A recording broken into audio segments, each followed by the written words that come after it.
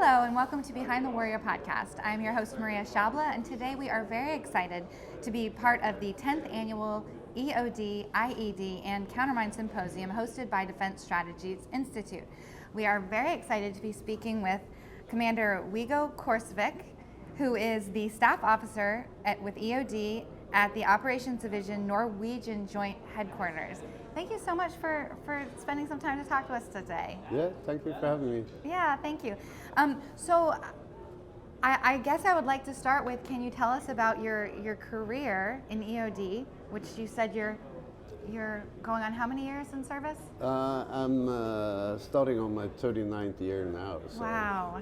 I came into service in 1985 as a Navy diver, and then I came into EOD when I took my training as a clearance diver in '97. Wow, that's incredible.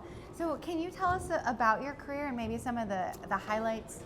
Yeah, of course, it's mostly about munition in the ocean somehow. That's our profession. But as a clearance diver, we also have to learn everything about what can be in the ground, and we also have to know about what can be delivered from air, because everything can end up in the ocean. So I was sent to the United States in 1999 to the Naval EOD School in Eglin, Florida.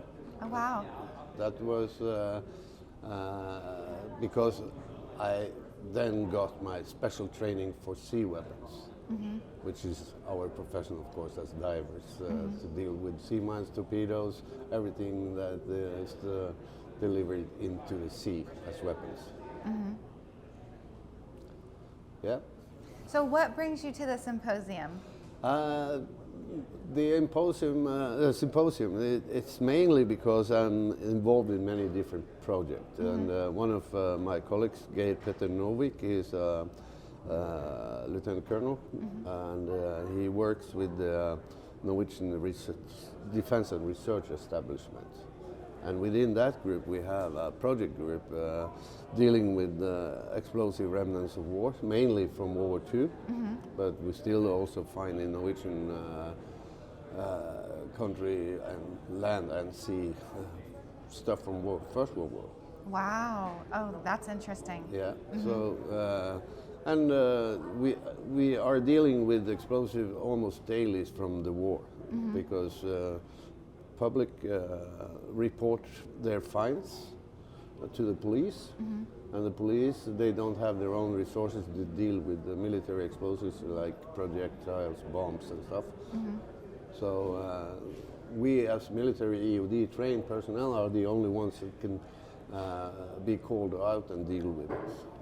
And we try to also in this project to register all the different dump sites, because there is tons and tons of explosives left after the Germans especially, but also the British, and way up north to the border of Russia there is also Russian munition. Oh my goodness. So much. Yes. So I just want to make sure that I understand correctly. So in Norway, in addition to doing your job in military, taking care of military duties and obligations, you also assist the public. Yes. Okay. Yeah, and of course during my career I've been to Afghanistan. I was there in 2002, and I've been to many different exercises and courses. I've been trained in Britain for IED and stuff like that. So and we like to say EOD is a small community within NATO, within the Partnership for Peace countries and so on. So we Very. It's a very small community. Well, we're so excited to be able to have this opportunity to talk to you, and I know that there was one specific project that you did want to share with us. Yes, this is based on an Icelandic initiative where the defense ministers had a meeting back in August 22. And Iceland offered to be in charge of EOD training for Ukrainian soldiers. Oh, wow. And Iceland have only a small unit dealing with EOD, part of the Coast Guard.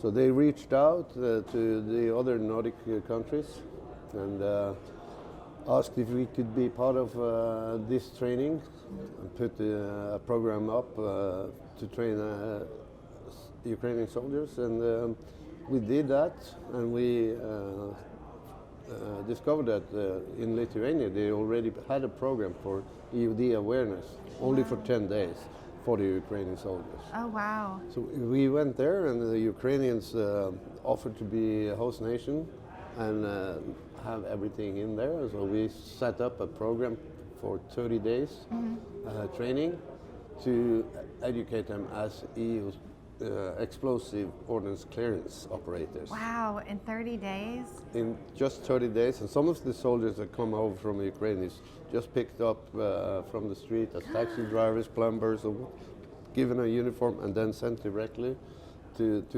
do this course. Wow, that is unbelievable. Yeah, and then we cannot certify them. We only can give them a diploma saying that they have successfully succeeded the course. And the feedback we have from Ukraine is that these guys come back with a lot of knowledge, and it is very helpful. And they are not trained to go to combat with the knowledge they now have been given. They only should operate in safe areas, or like rare area where they have control. So what does the school look like? Can you tell us about the curriculum? I mean, that's such a short time frame to be able to train somebody to disarm a bomb. Yeah, the Lithuanian army have an engineer battalion, and we are using their buildings where they have their own classroom.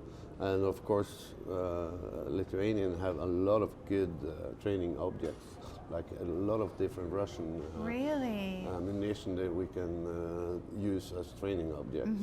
And we use their demolition range in the Rukla in Lithuania, close to Vilnius, where the capital is. Wow. Yeah. So, and when the soldiers are finished with the program, we also have a share cost donation. So we donate and help them out with whatever they need to have a kit, and mine detectors, and personal protective equipment, helmets and vests and all that. So it's a very good project to be part of. Wow, that is incredible. And we all know how much they need that help right now. Exactly. Yes. Yeah. Do you have any idea how many students have graduated from this program since it started? So far we have run 3 courses and 12 students in each course. The next one is starting soon, 8th of November. Oh, wow. Yeah, right around finish the corner. a little bit before Christmas, and then we have, together with the other nations, decided that we will continue and then also increase the number of students, of going up from 12 to 16 maximum, and then 4 courses. Yes. Yeah, because that's the limit that we can manage between. Yes. between us, yeah. I understand that. And I know today I heard them speaking about the amount of unexploded ordnance that is in the Ukraine right now. Yeah. Do you know anything about those figures? Oh, they are enormous. So we are talking of millions and millions of landmines, especially alone. And then you can add in all the bombs, missiles, rockets. So it's the most defected land in the whole world right now. Did I hear them say 40% of the country? I thought there was a statistic, but that could be because it's mainly the area towards Crimea. Yeah. And of course Kyiv have been attacked, and occasionally other areas, but 30 to 40% of the whole country is like mine laid. So it's an enormous problem. It's tragic. It's tragic, but it's so good to hear, and it fills me with hope that you have this program that you are running in Lithuania, and I just thank you so much for your efforts, and thank you for taking the time to share that with us today on our podcast. So when you're not busy working as an EOD diver and being part of these incredible programs, what do you like to do in your spare time? Oh, I love to travel. Me and Really? my wife travel a lot, and then we Really? also great supporters of our local football team, which is actually Wonderful. very good. Bodø Glimt. Yeah, and Oh, they that's are playing today against Besiktas from Turkey Oh, in wow. the UEFA. Wow. And, So it's international football. That's because they have qualified to play international football in winning the league. Oh, wow.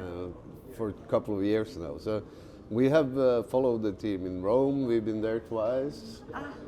Our hometown, home team beat Rome 6-1. Wow. Wow. Mourinho was not very happy for that. And we have been to London, seen Arsenal play against our team, to Glasgow to see them play against Celtic. And wow. I went on my own to Zurich in Switzerland. So, Oh, that's incredible. So you get traveling. 2 for 1. You get Yeah. to travel and see And we your favorite dress up team. in the yellow colors and cheer a lot and have good fun with a lot of friends traveling to see the games. That's wonderful. Yeah. Well, awesome. Well, thank you. I'm so glad that you decided to come along with your coworker to the symposium. And what are your thoughts and takeaways from this event? Oh, very, very good. Going home, I have a lot of brochures and stuff and contacts now that we are going to catch up with. Yes. And make connections for equipment especially. Yeah. And also for my part to improve the planning, being part of NATO and we need the allies to come to our country in case the Russians choose to come to us. Yes. So then we have to clear the path so all the allied help can come in. Yes, yes, And yes. we have to make sure of that. So I now have good contacts just by being part of this conference. So super, super good. Good. Well, we're so thankful that you, like I said, took the time to share this information about your program, and we wish you the very best and continuing success in that school, and hope more and more students will be able to come. Thank you very much. Thank you. Yes. Okay.